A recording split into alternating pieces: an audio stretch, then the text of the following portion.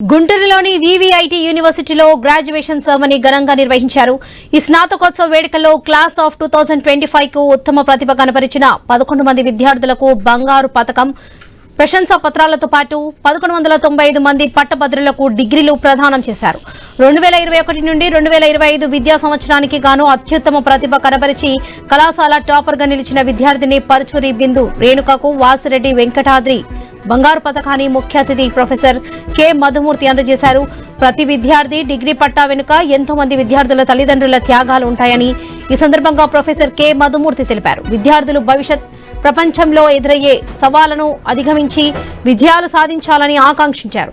ఈ కార్యక్రమంలో vice chancellor Kodali Rambabu, vice chairman Vasireddy Mahadev, principal doctor Y Mallikarjuna Reddy, secretary S Badriprasad, joint secretary Mamilapalli Srikrishna, dean of academic doctor K Giribabu, విభాగాధిపతులు, అధ్యాపకులు పాల్గొన్నారు.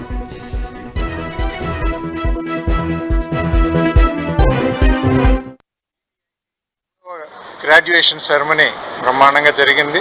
Almost 1179 people received their certificates, graduation certificates.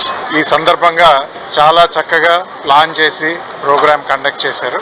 VVIT చాలా అభివృద్ధిలోకి రాబోతుంది. ప్రైవేట్ యూనివర్సిటీ కింద ఎస్టాబ్లిష్ చేసినాక చాలా ప్రోగ్రెస్ చూపిస్తూ ఉన్నారు. You could see that there are a lot of constructions coming up and new laboratories being established. దీనికి తోడు AP State Council for Higher Education తరఫున కూడా we are trying to amend the Private Universities Act and trying to bring in a unified Universities Act for all the universities, state universities as well. Very soon.